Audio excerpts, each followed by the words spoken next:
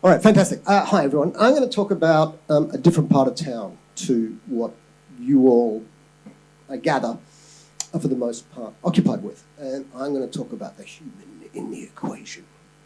Because I'm a human behaviour nerd, basically, and behaviour and cognition. So what are we going to talk about today? So this is the compulsory little bit about me.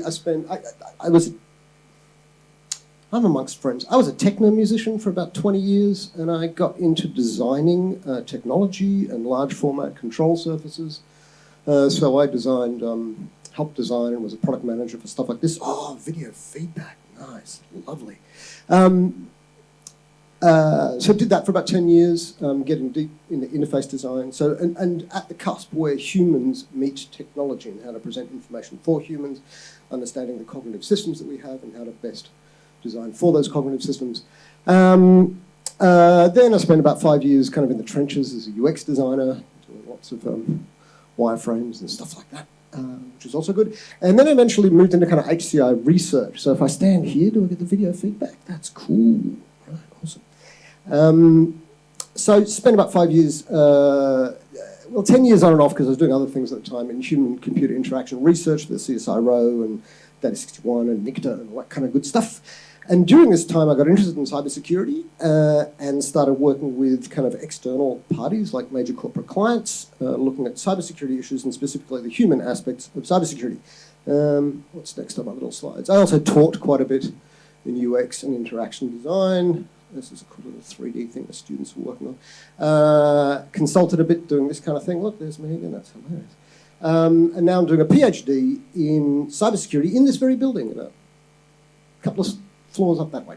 So specifically, again, looking at the cognitive aspects of cybersecurity, so plus a little bit of consulting on the side. Okay, so what we're going to look at today is why cognition and a major theory of cognition and behaviour, and what I'm working on in my PhD, and how to achieve mass behaviour change.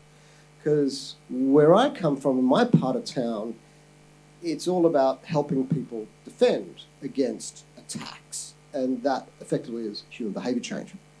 Okay, so it all started for me when I was working at the CSIRO and was doing some research with a major Australian bank who were having persistently high levels of click-throughs onto phishing emails, both ones that the bank were administering to their staff to measure their susceptibility, but also legitimate phishing emails. And the rates of victimisation remained stubbornly high, regardless of what they did to try and educate people. This problem would not go away. So we did a whole series of fantastic, fascinating interviews with people. We went through very elaborate privacy theatre, where we made it incredibly apparent that people who talked to us would be anonymous, right? And we went through this very elaborate rigmarole. So eventually a phone would ring in a room and we would pick it up and we did not know who was on the other end, and they knew that we didn't know who they were, and therefore they could speak freely. And they would talk about their experiences, their work practices, and their ideas about keeping themselves and the institution that they work for safe. It was a cool project. We learnt lots of really cool stuff. And during this process, and remember, these are people working in a bank, right, where security is kind of a big deal. And in a particular interview, this one employee had this quote, said this. And I remember sitting on the phone listening to this. Oh yes, I got a dodgy looking email at home on my Gmail account. I was immediately suspicious. So I forwarded it to my work email so that I could open it the next day at work. Because there's so much security there. It's going to be safe. Right? This is a real thing that happened. And this was fascinating for me because it really got me thinking about a whole bunch of stuff and has led to a whole bunch of kind of pursuits of mine ever since. So the question then becomes, this person, and remember, this person correctly identified that this was a suspicious email. So they were aware, they'd had all the information that was necessary for this particular task of identifying a malicious email was available to them. They identified it correctly, so they were aware. And yet they did a silly thing. Right? And half my PhD could really be just talked about, well, why do people do stupid stuff? Right? So why do people do stupid stuff? Why do people not protect themselves, right? So I thought I was safe behind my company's firewall, so I clicked. And these are they're paraphrased, but these are real lines that we've heard. I don't really care. It wouldn't be so bad if I was breached. Right? Protecting myself, it's a hassle. We hear that all the time, and we're fully aware of the usability trade-offs of good security. No one would target me, and these are all things we've heard all the time. So the point of what I'm going to try and hammer into a lot in the next 23.5 minutes is the fact that these are not awareness issues. This is not awareness. This is not to do with shoveling information into people's heads, and then they will automatically protect me. There is a different bunch of variables that are starting to become known to be incredibly important determinants of people's behaviour. Things like vulnerability. If you don't think you're ever going to have a car accident, you're not going to put on your seatbelt. If you don't think you're vulnerable, you're not going to protect themselves. And people do, right? This is a real thing. Motivation. People just sometimes don't care. Well, why should I care? Who cares? It's just a company. Yeah, I get my paycheck, I go home. Yeah, This is a real thing, right? Protecting myself is such a hassle. Now, that's interesting. Could be one of two things, self-efficacy or response costs. Self-efficacy means, do I think that I can actually carry out good behaviours? And that's often a real sticking point for people. If you don't think it's possible to stop smoking, you are unlikely to ever try to stop smoking. Okay? So all these kind of variables. No one would target me. And good old threat awareness, but also, what's the other one? There's another name for that particular construct. So these are all constructs, right? So these are specific things coming from a psych background, right? These are what we call constructs. These are variables in people's minds that are reasonably constant. They can be modified by, kind of mitigation efforts and so on. But more importantly, you can measure these constructs, right? And these are important determinants of behaviour. And we'll look at the framework that ties all this together in a little while. Right, so this is what I'm really interested in. Cognition and how it leads to behaviour. What's going on in our head and how it influences behaviour. Because once you understand cognition, then you can start to change people's behaviour for the better and help them, which is cool. So improving people's cybersecurity results in better outcomes, but the problem remains. Knowledge is necessary, but not sufficient. Now, the industry is slowly starting to catch on about this stuff. This kind of idea is slowly permeating into industry. And there's a buzzword that's floating around a lot that I quite like, actually. It's a buzzword that unusually enough I quite like. And that's the whole thing of beyond awareness. Beyond awareness, man. And I think this is important to actually understand that giving people information on its own in order to, in the hope that they will protect themselves more, is, we're reaching ceiling effects of that. And there are other variables we have to look at in order to help them protect themselves. Because there's new battlegrounds, and we know about all this stuff. Social engineering, motivational factors, individual differences. People are very different to one another. Cognitive responses to security protocols. Some people don't care. Some people get really oppositional about it, and human decision-making, which is really the core of a lot of these things. When people, are asked to make a new password, they have to decide, how much cognitive effort do I expend on making this new password? Could I be bothered setting up 2FA? All this kind of stuff, right? Okay, so social engineering. Can we click the little YouTube link? I'm not sure. Some of you may have seen this. This is just a classic little demonstration. Down in the bottom right-hand corner, sorry, I should have given you a heads up about this. There's a little video. Yeah, that address there.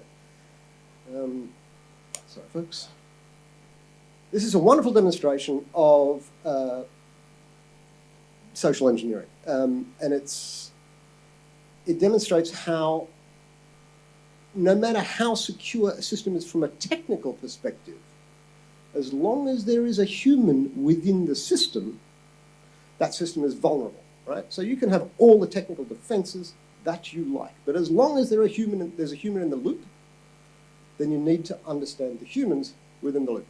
We can go with, if this is a problem, I can just tell the story. This might be quite as 1 minute, apparently. Okay, not as bad.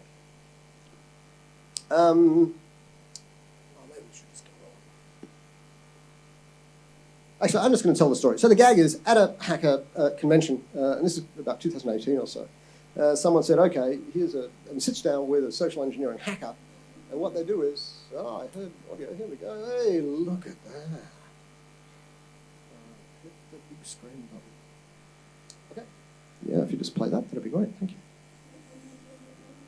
So I invited a few of the world's best hackers to try to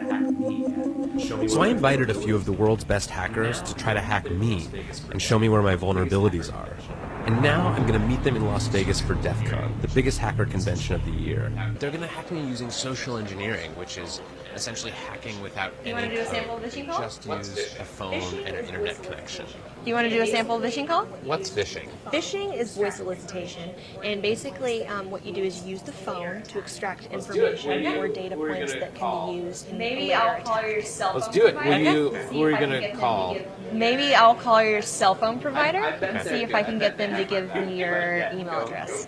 I bet they're good. I bet they have my back. But yeah, go for it. I'm gonna spoof from your number, so it's gonna look like it's calling Hi, me. I'm so sorry. Can you hear me okay? My baby. Hi, I'm so sorry. Can you hear me okay? My baby. We're about to sorry. apply for a loan. We just had a baby, and he's like, My "Get this husband's done by like, today." So we're I'm about to so apply for a sorry. loan, and we just had a baby, and he's like, get this done by today. So I'm so sorry. I can't call you back. I'm trying to log into our account for usage information, and I can't remember what email address we used to log the account. The baby's crying, and In just 30 seconds, email.com? Jessica gets access to my personal. At email.com, Jessica gets access to my personal email address. Now, if I needed to add our younger daughter on our account so she could call in and make changes, how would I need to go about doing that? You would have to send me a secure PIN through a text message? Yeah, well, the thing is, I don't think I'll be able to receive a text message if I'm on the phone. Oh, I'm not on there either? Jess uses my So I thought when we got married, he added me to the account. Jess uses my girlfriend's name and a fake social security number 5127. to set up her own personal access to my account. Wait, I'm sorry, so there's no password on my account right now? Can I set that up? She even gets the support person to change my password. Thank you so much for your help today. So she just basically blocked me out of my own account. I'll get her fed after this. All right, thank you. Holy shit! So they just gave you access to my entire cell phone. You're gonna have to go on and change your password. It's Jess, my name. And all it took was a crying baby and a phone call. Yeah. Which is pretty cool. And I can actually describe the methods used in there, and it was, a beautiful example of, the rapid breathing she started using. She's in distress and so on, which kind of evokes reciprocity of wanting to help someone, right? And then your system 2, elaborative thought, is being clobbered by the sound of this particular sound that we are hardwired to respond to and to raise our arousal. Incredible, absolutely incredible example, right? So this kind of stuff is happening all the time. I imagine that most of you will be familiar with these things, but I'm just going to quickly just talk about one or two of these particular methods that are used in social engineering. Because these are, and we'll get to this in a second, remember that term, System 1 processes. These are System 1 processes. These are hardwired into our brains little routines that determine and they influence how we make decisions. And the classics ones from Cialdini, who identified these in the 70s and 80s, urgency, calls to authority, and social proof. These are used all the time, right? So hackers are aware of this stuff and are using it in order to influence behaviour, right? So the classic one is urgency. When you see that red flashing button, you've got 12 hours to reset your password or we're going to throw you off the system and everything will be bad and you'll have to talk to your boss. It short-circuits your brain. A little part of your brain goes, I need to respond to this right now. Right? And bypasses the elaborative thought, the rational thought that makes, hold on, wait a minute, is this likely to be coming from? And that little voice doesn't get, a look in. So calls to authority, we tend to respond, we have a little circuit in our brain that says we need to respond to the police, we need to respond to the feds when they come banging on our door, we need to respond to the government. Again, these are ways of shortcutting our rational processes in order to get people to do stuff. Social proof. If everybody around you is doing something, you're a lot more likely to do it. And half of our, social media interfaces are based on this particular hack, we are highly motivated to fit in with everybody around us. Right, so these are all things. And this is the process, and this is the stuff I'm writing my PhD in. This comes from the 80s, the dual process theories of cognition. When we make a decision, we have two engines in our head. One is System 1. So intuitive, instinctive, primordial, brainstem, fast, intuitive responses that when a certain stimuli comes up, an answer gets spit out. And it's incredibly difficult to stop that happening. Like first impressions, all those cognitive biases, it's really hard to stop them happening. They just run to completion, right? And the other part of our brains that contribute to a decision-making process is system 2, which is slow, it's high effort, and this is the rational thought. We have to think, and we don't like thinking heavily about every little thing. We'd rather just like, the first answer that comes to mind, that'll do. And that is what people are using to attack with. All right, so an example, suspicious email arrives. There's an urgency, there's a red flashing button going, oh my God, and what it does is, System 1 is going, oops, I better click. System 2 is going, oh, wait a minute, is this thing okay? But because that little red flashing button, that guy gets clobbered, and so you click, right? So dual process theories of cognition. This is the fundamental mechanism which hackers are using in phishing emails and a lot of other kind of attacks, right? Okay, and which systems you use? This is just detail about kind of under which circumstances System 1 and System 2 is more likely to complete. It's actually a really, really complicated dynamic between the two. It's a race. It's a race between the two systems. But motivation is super important, right? Do you care? If you don't care, you will go with System 1 responses. You will go with whatever it is. As soon as you're motivated, then you will devote cognitive effort into making your decision. Cool. All right. Possible solutions. There's a whole bunch of solutions to this. Some are being used, but this is kind of early days for this whole field. And to be honest, a lot of this stuff isn't being used yet. So, it's a difficult problem to solve. How to convince people to use System 2 thought? It's a difficult problem. It's hard. Okay. Beyond awareness. There you go, the buzzword again. Now, let me just check how long I've got, because we're going to leap into another whole thing. 5 minutes. Okay, so we're going to leap now into something completely different. And we're going to talk about health psychology, which seems a stretch, and I'm curious whether people have come across this, because in the 70s and 80s, there were all these, all over the world, there were a lot of big government campaigns in order to change people's behaviour. So in Australia, we had the Life Be In It. I was a kid, I remember that one, Life Be In It, which means Norm should get off his couch and stop drinking beer and get out there and be active and, prevent heart disease and so on, right? Slip, slop, slap, like put on your hat and put on sunscreen before you go out, because the Australian sun is brutal, right?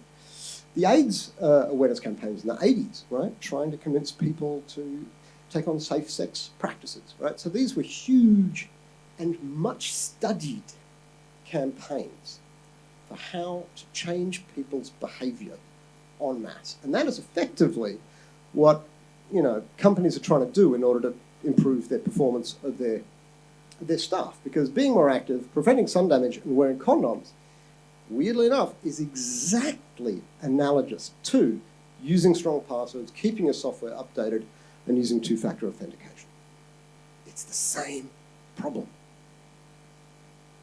The goal is to change people's behaviour via communication.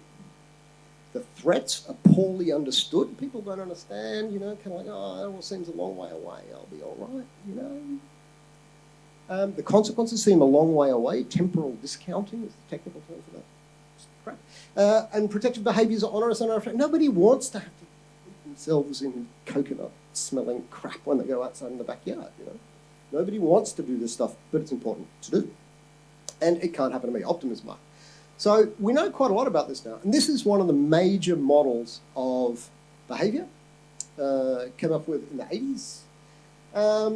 And this looks complicated, I know, but the basic gag is that a behaviour is influenced by people's intention. If you intend to carry out a behaviour, you're more likely to do so. Right? That's the biggest determinant of behaviour. And that, in turn, is influenced by these 3 boxes: attitudes, subjective norms. Subjective norms is a buzzword for what we think everybody else does. So this ties into that thing. If we think everyone else is doing it, we're more likely to do it, right? So as an example, normative beliefs: my colleagues protect themselves against hacking, then I'm more likely to do it, right? And all of these guys down the left-hand side, these are constructs. They're things that we can measure. So in a population, or even on an individual basis, you can measure this stuff. And how do we measure it? Quite simply, with a questionnaire. They've got to be well designed, and they've got to have a proper psychometric properties and all that crap.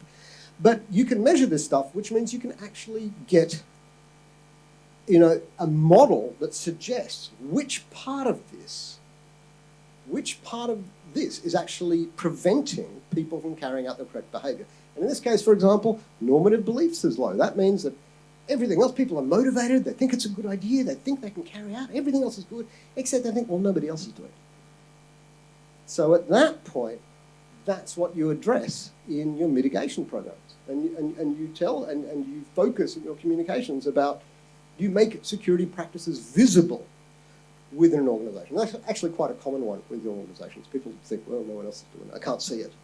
So they think no one else is doing it. Yeah, so these are, this is just stuff basically, about how it's important to be kind of rigorous about this stuff, but that's okay. Because, yeah, if we understand the mental variables that are preventing people from carrying out behaviours, we can address these. We can actually fix this stuff, right? Or at least push a population into the realms of better behaviour. Cool. And this is a great little quote, the inspirational quote at the end. Woo, but it's a good one. I like this.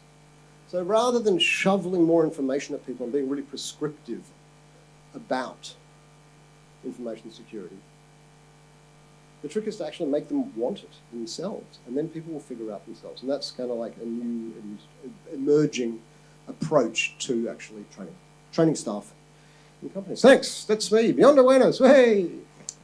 Yeah. Questions?